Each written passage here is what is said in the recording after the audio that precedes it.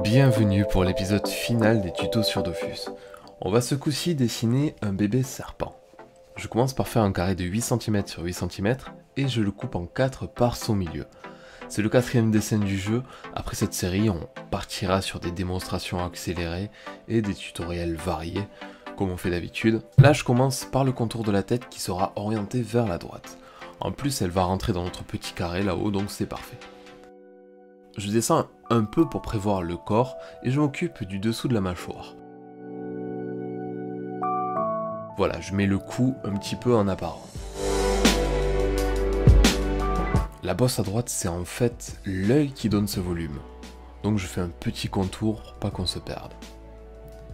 Comme d'habitude, mon matériel pour faire un croquis se résume à un crayon ou un critérium. Perso, je préfère le critérium. J'ai vu que vous m'avez demandé mon papier pour les autres dessins. C'est vrai que je le dis jamais dans mes vidéos. Alors pour moi, j'utilise des blocs A3 de marque Cultura Basic. C'est du papier de 81 mg, assez simple. Et côté prix, je trouve que c'est le meilleur. Voilà pourquoi je le prends. Maintenant, on fait la continuité du corps en descendant jusqu'à la ligne et on incline pour partir à gauche. Faut que le corps serpente légèrement pour se terminer en pointe. Il faut bien délimiter la partie ventrale et dorsale, donc on sépare juste avec un trait tout le long du corps, comme ça on pourra mettre la couleur adaptée pour le dos et la couleur adaptée pour le ventre. Maintenant je prévois l'œil qui sera plus gros que l'autre, vu qu'il est en premier plan.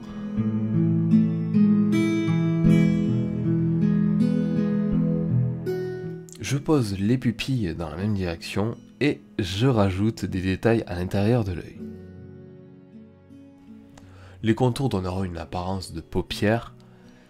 Et pour donner un peu plus de caractère au visage, j'ajoute 2 sourcils inclinés vers l'intérieur. Bon, et puis la langue, on l'a fait fourchue, je me permets de la faire dépasser du repère. Maintenant on efface les repères et on nettoie notre serpent. Ça va nous permettre de repasser doucement avec notre critérium.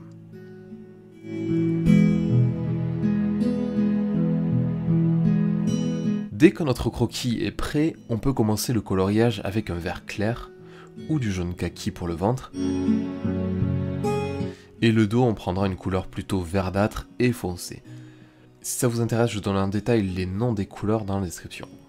Là, la paupière du serpent est en beige, les pupilles et la langue en noir. Il faut faire attention de ne pas dépasser, c'est pour ça qu'il faut prendre bien son temps. Pour les petites surfaces noires comme les pupilles, on trouve des stylos à micropigments noirs qui sont excellents, je trouve, je les utilise tout le temps. Maintenant, je délimite le contour de la partie haute de l'œil et je colorie aussi. Les sourcils seront beige et on va créer à l'intérieur une petite courbe beige, ça donnera un petit effet à l'œil. Je vais chercher mes crayons pastel secs, je prends du vert clair, puis je colorie en dégradé.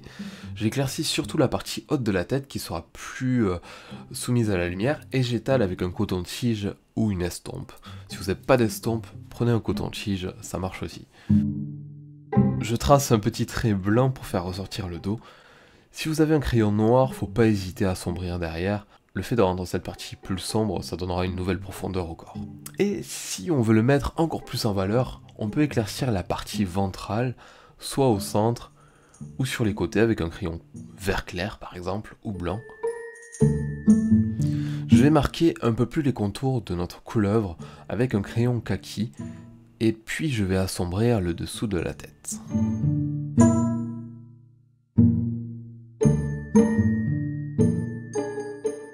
Faut toujours essayer de rendre les surfaces le plus lisse possible. S'il y a des défauts, faut pas hésiter à repasser avec un crayon pour équilibrer. Maintenant, je vais m'occuper de 3 choses.